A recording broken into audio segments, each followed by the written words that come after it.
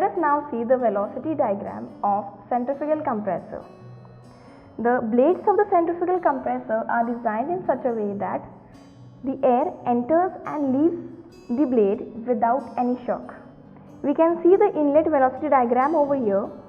Since the air moves inside axially, we are having the absolute velocity V1, which is equal to the normally axial velocity Vf1. Hence V1 is equal to Vf1 at the inlet velocity diagram. Angle alpha is the inlet angle made with absolute velocity V1 with respect to U1, which is the impeller blade velocity. Angle theta is the angle made by relative velocity Vr1, and Vr1 is the actual velocity getting inside and over through the blades. As we know that outlet velocity diagram or the outlet flow will be the radial flow, hence the radial flow should be in this fashion, in which Vr2 will coincide over Vf2 and V2, that is the absolute velocity at the outlet, will be in this way, making angle beta with the impeller blade velocity U2. We can see that instead of having this diagram, we have to draw this diagram, or we have to switch on to this velocity diagram, because there is one phenomenon known as slip. Let us see the slip phenomena. The phenomenon of slip happens to be in a way because of the two components which have been explained earlier. The two components inside this centrifugal impeller blades are the radial component and the centrifugal component.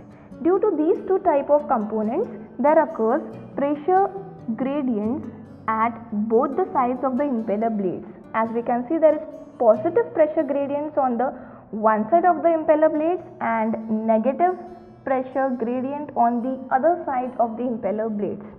Due to this positive and negative pressure gradients on either side of the impeller blades, there occurs one recirculatory flow, and due to the recirculatory flow, the relative velocity at the outlet which comes out from the impeller blades is maximum, it is more.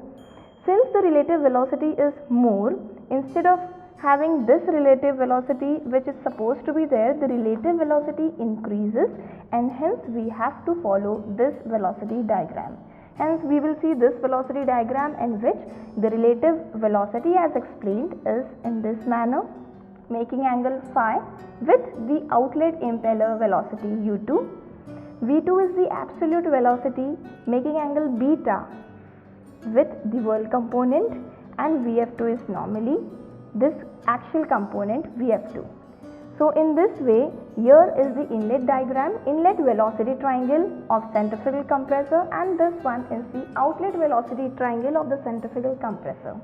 Let us see the work done. Work done per kg of air, as we know, is W is equals to U2 VW2 minus U1 VW1. But since we can see that angle alpha is 90 over here, and hence VW1 comes out to be 0, hence this equation gets cancelled out and we are remaining with W is equals to U2 into VW2.